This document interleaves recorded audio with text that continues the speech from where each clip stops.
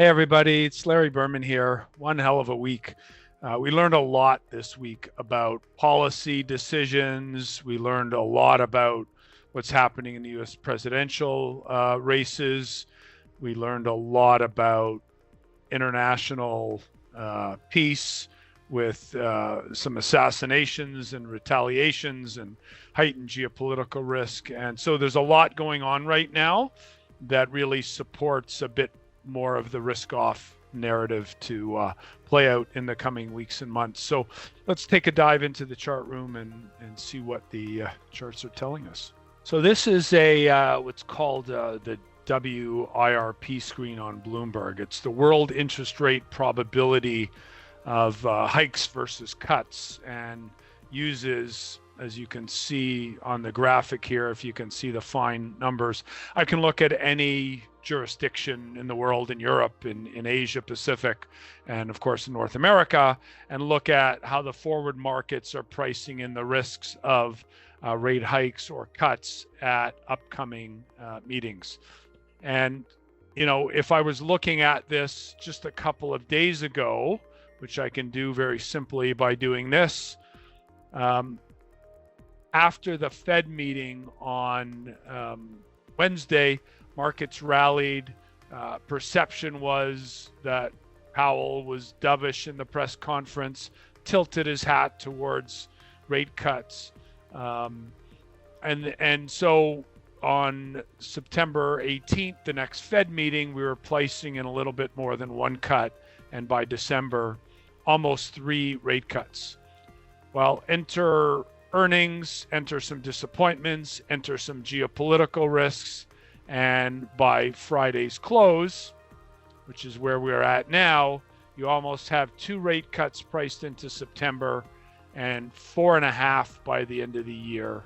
And if we were to extend this out into next year, you have at this point the Fed funds rate coming down to like 3% next year, which to me is completely asinine. But nevertheless, that's kind of what the markets are pricing, and money is made when markets are pricing in something and something different is more likely to happen. Now, you would argue that the market's always right. Well, that's not true. The market sometimes is a great forecasting mechanism. It gets ahead of itself, and it's not a perfect forecasting tool. So we think we're building in one of those periods now where we're not likely to get this. But if we are, this very clearly, in no uncertain terms, is forecasting a hard landing.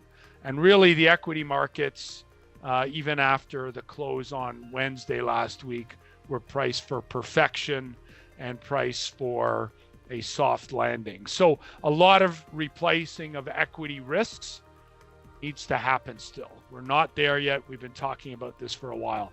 When we look at the data, this graphic, in the blue line here, we're looking at the PMI,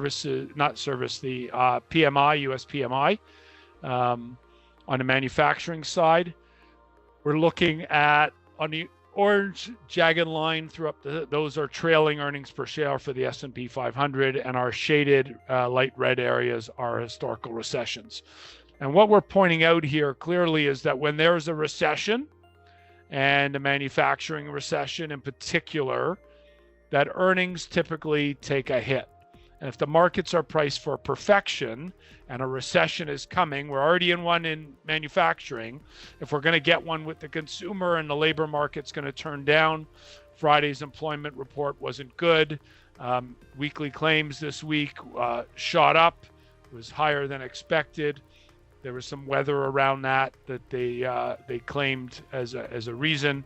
But the bottom line is that there's risk in front of us that aren't correctly priced for markets. Bond market, interest rate markets priced very quickly and aggressively. Equity markets are a little bit slower to move that way. Heard a report this morning. They had Claudia Sahm on Bloomberg after the numbers came out for the non-farm payrolls. Claudia Sahm, former Fed economist that created the Sahm rule. And this is basically looking at the short-term trend of the unemployment rate measured against the longer-term trend. And when that unemployment rate rises by 0.5%, it's 100% triggered recession historically. So you can see the track record here over the past number of recessions. It's never failed. So she was on, said the rule was triggered, Fed should already be cutting rates, and they were behind the curve. Again, one person's opinion, but a rule that has never failed to play out in terms of recession. So you've got manufacturing recession, you've got the unemployment rate now, which is always the last piece of the puzzle. You have the yield curve that's been forecasting this for a while, and now you have the yield curve going to more positive as a steepening. So we've got this bull steepener happening. And when that happens historically, it's actually not good for stocks. It's bad for stocks because that means the earnings hit is in front of us.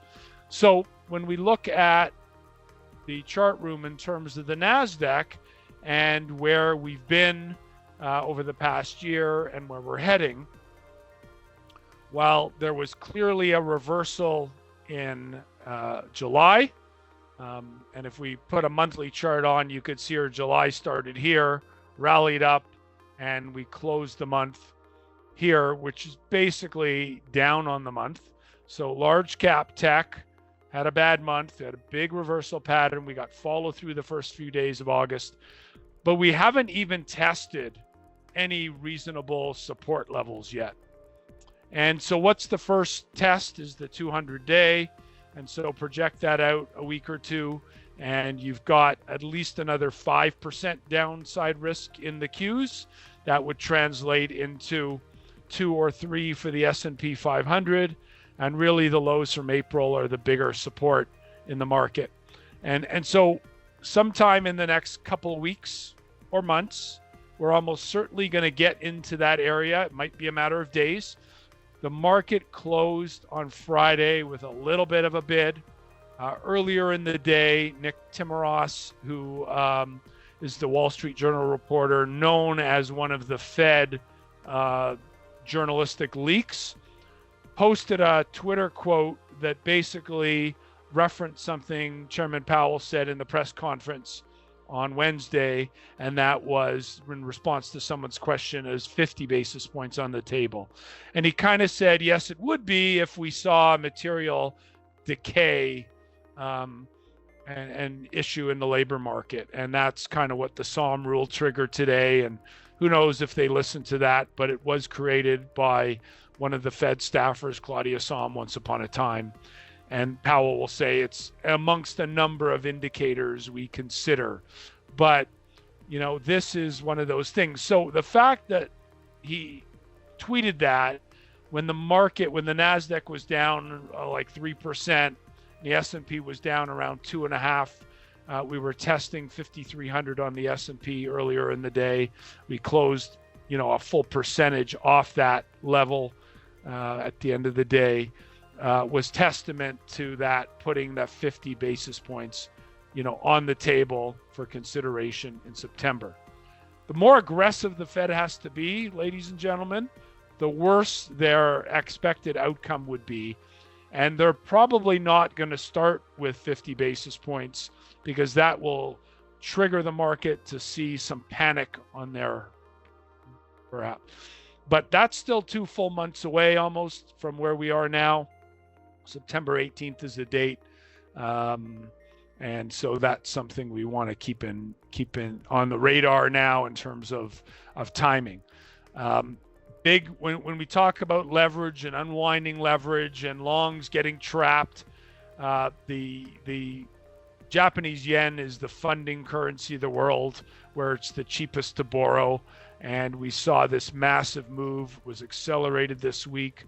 We broke that 200-day there and really went out with the yen extremely oversold. So again, maybe a room for a little bit of a bounce, but the reality is that if they're unwinding leverage and part of the carry trade, there's a lot more downside left to come here than what we've seen. So as all this is unwinding, what's actually working?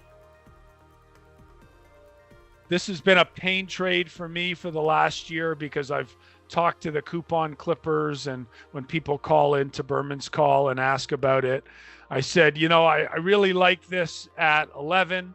I love it at 10. When it got close to 9, it was a no-brainer. And for the last year, it's been a struggle. But this is something that's throwing off 7% plus a year, and now it's starting to work because of the interest rate sensitivity embedded in utility exposure. Now, the pipeline component of this is probably not firing on all cylinders at the moment, but certainly the utility side is, as money flees growth and expensive multiples and finds things that is cheaper. So we're into this rotation now, but the bottom for equities and whatever this part of the cycle is won't be until the baby gets thrown out with the bathwater. And what does that mean? Is sell everything, don't care what it is, interest rate sensitive or not. We're only starting this process. This could easily last through October. This could easily run through, if the recession plays out in a longer way, well into 2025. And again, you can't forecast how deep or long a market downturn could be. There could be some kind of policy move, but it seems unlikely in front of the US election, where the Fed does something or Congress gets together to do something to kind of support the system, right? So you've got this market vulnerability here. You got global geopolitical risks, like off the chart. And that's just not a time to what's that pound? BTFD. So let's stand aside for now and be a little bit prudent before we BTFD. Have a great week, everyone.